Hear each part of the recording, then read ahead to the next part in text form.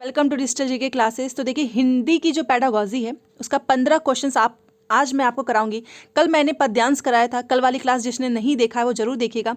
कल मैंने English, CDP, SST, Hindi सबकी क्लास ली है और बहुत जल्द मैराथन क्लासेस भी आने वाले हैं, हर सब्जेक्ट का आएगा। तो पूरा वीडियो आप देखिए, आपको बहुत हेल्प मिलेगी। प्लस जो लोग चैनल पर नए हैं तो प्लीज़ चैनल को सब्सक्राइब जरूर कर ले, इससे आपको बहुत हेल्प मिलेगी सीटेट को क्लियर करने में, क्योंकि यहाँ से आपके मार्क्स जो है, नंबर है वो इन्हेंस्ड होंगे, बढ़ेंगे। आपको काफ़ी मदद मिलेगी इस चैनल से। टेलीग्राम पे मैं डेली क्विजेज वगैरह देती हूँ, वहाँ पर भी जितने भी स्टूडेंट्स जुड़े हुए हैं उनकी प्रैक्टिस होती है। प्लस जिसको कुछ दिक्कत होती है, इंस्टा पे भी आप मुझे पर्सनली मैसेज कर सकते हैं। तो ये सारी चीज़ें हैं। तो चलिए आज का हम स्टार्ट करते हैं। और आपका एक ही काम है जो हमेशा मैं बोलती हूँ कि आप मुझे लास्ट में बताना कि 15 में से आपके कितने क्वेश्चन सही हुए हैं।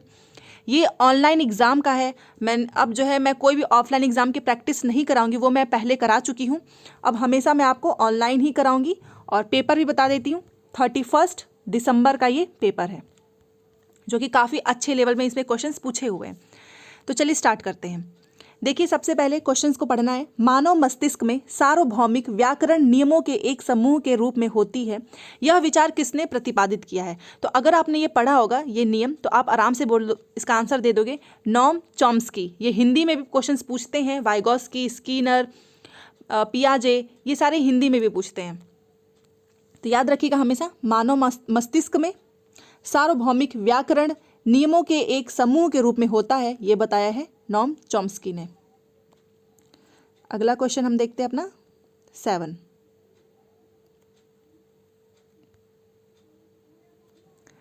देखिए, निम्न में से किस विकास का निकटस्थ क्षेत्र किसे कहते हैं? अगर आपने इसको थ्योरी को सीडीपी में पढ़ा होगा तो इसका आराम से आंसर कर दोगे। जो जोन ऑफ प्रॉक्सिमल डेवलपमेंट मैंने आपको बताया भी है, जोन ऑफ प्रॉक्सिमल डेवलपमेंट और scaffolding. Zone of proximal development क्या होता है कि एक दायरा होता है जहाँ तक बच्चा जो है किसी काम को कर लेता है, मतलब वो खुद से किसी काम को कहाँ तक करता है, प्लस अगर वो किसी ने उसकी हेल्प कर दी तो उन दोनों के बीच का क्या होता है, ये अंतर होता है। उसे ही बोलते हैं निकटस्थ क्षेत्र या फिर जोन ऑफ प्रॉक्सिमल डेवलपमेंट। तो आप समझ गए होंगे इसका किसे कहते हैं। तो ऑप्शन नंबर 2 जो है वो इसमें राइट है। वास्तविक विकास बच्चे का तथा किसी दूसरे की सहायता से, मान लीजिए आप कोई चीज़ पढ़ रहे हो, आप सीटेट की तैयारी कर रहे हो, तो आप उसको अपने हिसाब से, अपनी सेल्फ स्टडी से जो है यहाँ तक पढ़ लेंगे, यहाँ से यहाँ तक जो है आप अपने खुद से पढ़ लोगे। और मेरी थोड़ी सी सहायता अगर आपको मिल गई तो आप जो है, मान लीजिए मेरी सहायता आपको मिली और आप जो है सीटेट में बहुत अच्छे नंबर से लेकर आए, तो आपकी जो खुद की जो मेहनत है प्लस मेरी जो मेहनत है, उसके बीच का जो अंतर है, क्या आप उसी को बोलते हैं जोन ऑफ प्रॉक्सिमल डेवलपमेंट या फिर निकटस्थ क्षेत्र। इसका दूसरा जो है वो सही है। अब चलिए अगले क्वेश्चन पे चलते हैं, क्वेश्चन नंबर 8। और वीडियो पसंद आए तो प्लीज़ लाइक ज़रूर कीजिएगा, क्योंकि आप सब लाइक करते हो तो मुझे ऐसा लगता है कि आपको जो भी मैं पढ़ाती हूँ वो आपको समझ में आ रहा है। तो ये हमारा क्वेश्चन नंबर 8। बच्चों की मौखिक भाषा को विकसित करने में, बच्चों की जो वर्बली जो उनका लैंग्वेज है, वो जो बोलने वाली जो भाषा है, उसको विकसित करने में सहायता करने के लिए उनसे बातचीत करना का एक महत्वपूर्ण घटक है। किस चीज़ का जो है ये महत्वपूर्ण घटक है? क्या ये लेखन उपागम का है? बिल्कुल भी नहीं। आप मौखिक भाषा की बात कर रहे हैं, उसको डेवलप करने की। गहन पठन मतलब वो बहुत ज़्यादा पढ़े। उत्पादन, लेखन, उपागम, ये भी लिखने की बात कर रहा है। या फिर प्रारंभिक साक्षरता मतलब लिटरेसी। तो देखिए इसका जो है राइट आंसर क्या होगा, ऑप्शन नंबर 4, क्योंकि प्रारंभिक साक्षरता जो है वो बच्चे की मौखिक भाषा को विकसित करने में सहायता करने के लिए क्या करता है, उनसे बातचीत करना एक महत्वपूर्ण घटक है। तो ऑप्शन नंबर 4 जो है वो इसमें राइट है। अब ये हमारा 108 मतलब 8वां क्वेश्चन है। सॉरी, ये तो मैंने करा दिया, 2 बार इसमें रिपीट कर दिया है। हाँ, ये देखिए 9 क्वेश्चंस। निम्न में से कौन सी शब्द संपदा निर्माण की रणनीति नहीं है? शब्द संपदा मतलब जो वर्ड्स जो बनाते हैं उसका जो निर्माण होता है, उसकी स्ट्रेटजी जो है इसमें से कौन सी नहीं है? गलत वाला बताना है, तो गलत पे ध्यान रखिएगा। संदर्भ में शब्दों को परिभाषित करना, तो ये तो निर्माण होगा, क्योंकि तभी तो आप शब्द संपदा बना पाओगे। वर्णों की रूपरेखा बनाना ये भी है। शब्द के भागों का विश्लेषण करना मतलब आप क्या करो, एनालाइज करो। या फिर संबद्धता स्थापित करना। देखिए संबद्धता नहीं होगा। संबद्धता का मतलब जो है आप उसको एक क्रम में लगा रहे हो। अगर आपको शब्द संपदा निर्माण करना है तो सबसे पहले वो किस संदर्भ में बात की जा रही है उस शब्द की, उसको आपको परिभाषित करना होगा, उसका एक रूपरेखा तैयार करना होगा, उसका जो है एनालाइज करना होगा। ये सारी तो है, बट इसमें कौन सा नहीं है? संबद्धता स्थापित करना। और जो लोग हिंदी है, देखिए ये हिंदी के पेडागॉजी है, ये आपको हिंदी में ही मिलेगा, इसमें आपको कोई इंग्लिश जो है इसका ट्रांसलेशन देखने को नहीं मिलेगा, मतलब बाइलिंगुअल नहीं होगा, क्योंकि आपने हिंदी को एक लैंग्वेज के रूप में जो है सेलेक्ट किया है। तो ऑप्शन नंबर 4 इज़ राइट। तो इसलिए आपको थोड़ा बहुत हिंदी अगर नहीं समझ में आती है तो आज से कोशिश करो कि आप वर्ड्स को पकड़ पाओ। अब चलिए अगले क्वेश्चन पे। 10, यहाँ ये हमारा 10 क्वेश्चन है। लेखन क्या है? मतलब आप कोई चीज़ जो है वो आप अगर कुछ ऐसे लिखते हो, वो क्या है? क्या एक उत्पादक कौशल है, एक विशिष्ट विधा तक सीमित है, या फिर एक ग्रहणशील कौशल है, या फिर एक रेखीय प्रक्रिया है? देखो, जब आप कोई चीज़ पढ़ते हो तो आप वहाँ से क्या करते हो? ग्रहण करते हो। तो इसमें क्या पूछा है कि ये लेखन, मान लीजिए आपके दिमाग में कोई चीज़ चल रही है और आपने उसको लिख दिया, ठीक है? कोई भी चीज़, कोई भी थॉट प्रोसेस, कोई भी स्टोरी चल रही, इमेजिनेशंस, आपने उसको लिख दिया, तो वो क्या है? एक प्रोडक्टिव स्किल है, एक उत्पादक कौशल है। और जब आप कोई चीज़ पढ़ते हो तो आप वहाँ से, यहाँ से कुछ पढ़ रहे हो तो आप उसको क्या कर रहे हो? ग्रहण कर रहे हो, कुछ सीख रहे हो। तो लेखन क्या है? उत्पादक कौशल है, और पढ़ना क्या है? ग्रहणशील कौशल है। So option number 1 is right. तो देखिए 11 क्वेश्चन है कि निम्न में से कौन सा कक्षा में मुद्रित लिखित समृद्ध परिवेश के निर्माण में सहायता नहीं करता है? इसका मतलब ऐसा कौन सा परिवेश है जो बच्चों को उसकी जो लिखने की जो स्किल्स है उसमें सहायता नहीं करेगा? सबसे पहले देखिए, दीवारों पर कहानियों के चार्ट लगाओ, तो उससे तो बच्चा सीखेगा ही, क्योंकि आपने एक ऐसा परिवेश बना दिया है। कक्षा में पठन कोना सृजित करो, एक ऐसा कोना बना दो जहाँ पर बच्चा जो है आराम से कुछ भी सृजित कर सके, कुछ भी क्रिएट कर सके, ये भी है। कक्षा में विद्यार्थियों की रचनाएं प्रदर्शित करना, ये भी होगा, क्योंकि आप किसकी बात कर रहे हो? लिखित समृद्ध परिवेश की बात कर रहे हो। 4 है कि कक्षा में खिलौनों का कोना बना दो, तो खिलौने से नहीं होगा, क्योंकि अगर आप जो है चाहते हो कि मुद्रित लिखित समृद्ध परिवेश हो तो उसमें जो है ये सारी चीज़ें आप निर्माण करोगे, ये जो है खिलौना जो अगर आपने कोने में लगा दिया तो ये कोई हेल्प नहीं करेगा। तो ऑप्शन नंबर 4 इज़ राइट। आपको इसके संदर्भ में हमेशा सोचना है, नहीं तो बहुत से लोग सोचेंगे कि खिलौने से तो बच्चे का इंटरेस्ट आएगा, मजा आएगा, बट उसका लिखित समृद्ध परिवेश आपको बनाना है। क्वेश्चन नंबर 12 देखते हैं कि भाषा अधिगम में बोधगम्य निवेश का क्या अर्थ है? बोधगम्य निवेश का मतलब कि आप बच्चों को बहुत सारे जो है ऐसे अवसर उपलब्ध कराएं जहां पर बच्चा जो है, जो उसको लैंग्वेज आता है उससे ऊपर की कोई भी लैंग्वेज सीख सके। अब वो कैसे सीखेगा? जब उसको बहुत सारे अवसर मिलेंगे। तो इसका अर्थ क्या है? बच्चों को ऐसे भाषाई अवसर उपलब्ध कराना जो उनकी भाषा से एक स्तर ऊपर है, और यही इसका बेस्ट ऑप्शन है। Option number 1 is right. यहाँ पर लिखा है कि आप टारगेट लैंग्वेज के लिए बहुत सारे अवसर उपलब्ध कराएं, नहीं, आप कहानियों के माध्यम से बच्चे को इंटरेस्टिंग तरीके से सिखाएं, या फिर दीवार पर रचनाएं प्रदर्शित कर दें। और हमको यहाँ पर क्या पूछा है? बोधगम्य निवेश। इसका मतलब यही होता है कि ज़्यादा से ज़्यादा आप अवसर उपलब्ध कराना जो उनकी भाषा से जो है एक स्तर ऊपर हो। ऑप्शन नंबर 1 राइट है। चलिए 13 नंबर का क्वेश्चन देखते हैं। ये रहा हमारा 13 क्वेश्चन। निम्नलिखित कथनों को पढ़िए तथा समग्र भाषा, समग्र मतलब होल लैंग्वेज, उपागम के संदर्भ में सही को चुनिए। तो देखिए इसमें सही चीज़ें आपको बतानी है। तो पहला देखते हैं, समग्र भाषा मतलब होल लैंग्वेज। समग्र भाषा उपागम बच्चे की बनाई वर्तनियों के प्रयोग को प्रोत्साहित करता है। यस, पॉजिटिव वर्ड लिखा है, ये तो होगा ही। बी देखते हैं, समग्र भाषा उपागम में बच्चे पढ़ना सीखने के लिए वर्ण तथा ध्वनियों से आरंभ करते हैं। तो क्या ये सही है बी वाला? या फिर सी देखिए, समग्र भाषा उपागम रचनावाद पर आधारित है। देखो अगर एक में आपको कन्फ्यूजन है बट ये तो आपको एकदम सही लग रहा है, तो ए सी जहाँ पर भी नहीं गलत बताया उसको काट देते हैं, ठीक है?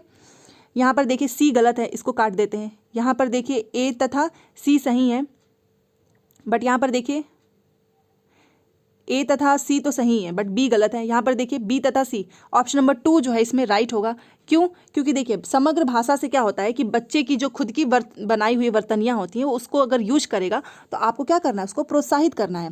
एंड जो सी है कि समग्र भाषा होल जो लैंग्वेज है वो रचनावाद मतलब क्रिएटिविटी पर आधारित है। यस, बट ये नहीं है कि आप उसमें बच्चे जो क्या करें, पढ़ना सीखने के लिए जो वर्ण है तथा ध्वनियों से आरंभ करते हैं, ऐसा बिल्कुल भी नहीं है कि बच्चा जो है वर्ण से स्टार्ट करेगा, ध्वनि से आरंभ करेगा।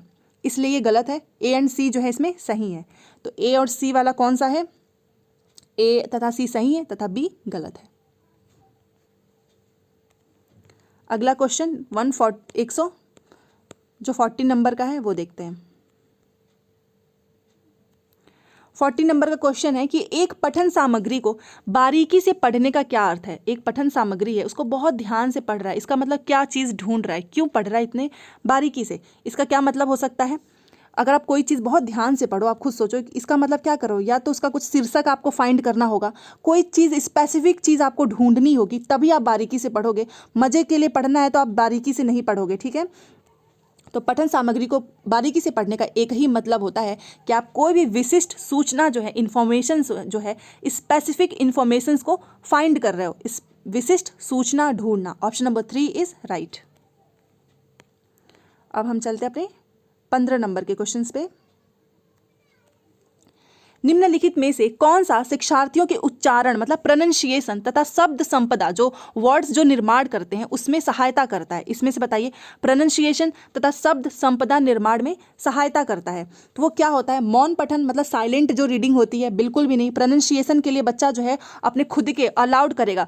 इंग्लिश में भी मैंने ये बताया था कि वो बच्चा जो है तेज तेज बोल कर पढ़ेगा, तभी जाकर उसका प्रोनंसिएशन सही होगा, जिसे बोलते हैं हिंदी में शिक्षार्थियों के लिए सस्वर वाचन। इसी से बच्चा का प्रोनंसिएशन एंड शब्द संपदा जो है बहुत अच्छे से डेवलप होगा। सो ऑप्शन नंबर 2 जो है वो राइट है।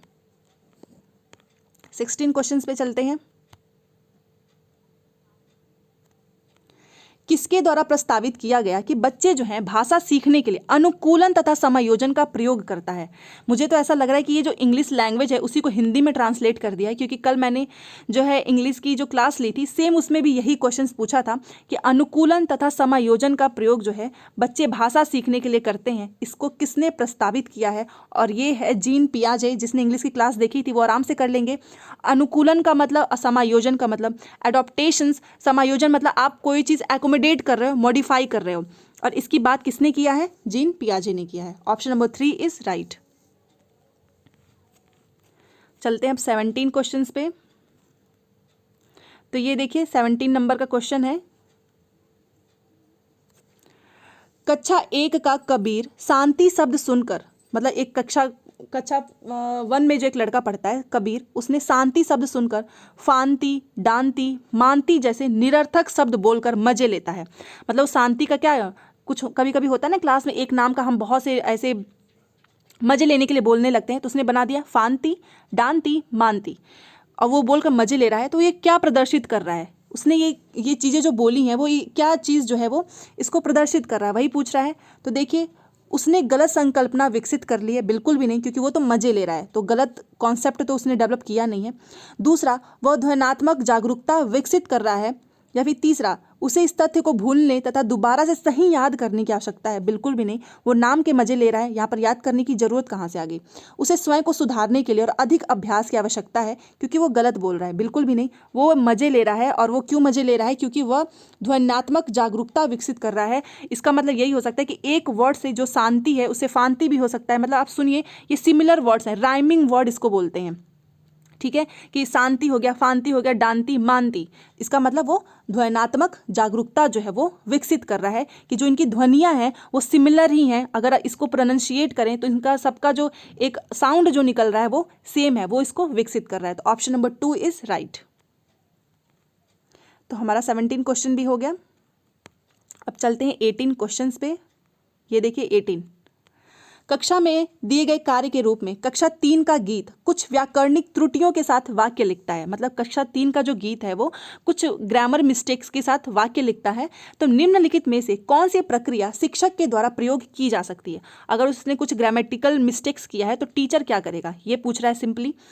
तो देखते हैं, गलतियों पर लाल पेन से घेरा बना दो ऐसे, और उसके ऊपर सही लिख दो। मतलब उसके ऊपर यहाँ पर इसके ऊपर सही रूप इसका यहाँ पर आप लिख दो, जहाँ पर भी गलत हो वहाँ पर आप सही लिख दो। गलतियों पर घेरा बना दो और बच्चों को उससे सही करने के लिए कह दो, ऐसे गोला बना दो। या फिर तीसरा देखिए, गलतियों को रेखांकित कर दीजिए, गलती की जो प्रकृति है आप उसको लिखिए तथा शिक्षार्थियों को उन्हें सुधारने के लिए कहना। और यही जो है सबसे बेस्ट होता है। आप ऐसा नहीं करो कि घेरा बना दो और यहाँ पे सही चीज़ लिख दो, या फिर बच्चे को बोल दो उसको लिख दो, बिल्कुल भी ऐसा नहीं करना है। हमें क्या करना है, उसको रेखांकित करना है, अंडरलाइन करना है, उसकी प्रकृति को लिखना है, फिर उसको बच्चों को कहना है कि इसको तुमको सुधारने की ज़रूरत है। Option number 3 is right. और ये देखिए 4 लिखा है कि कोई भी गलती उसको 5 बार लिख दो, जैसे कि पहले होता था, बिल्कुल भी नहीं। 5 बार लिखने से वो क्या, वो तो गलत ही लिखेगा ना बार बार। सो ऑप्शन नंबर 3 जो है वो राइट है। अब चलते हैं हम 19 क्वेश्चंस पे।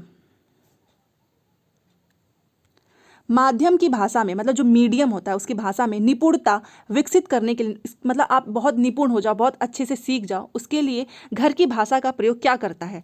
माध्यम की भाषा में मान लीजिए आपका मदर टंग है, उसका क्या यूज़ है एक माध्यम की भाषा में निपुणता को विकसित करने के लिए, यही पूछा है।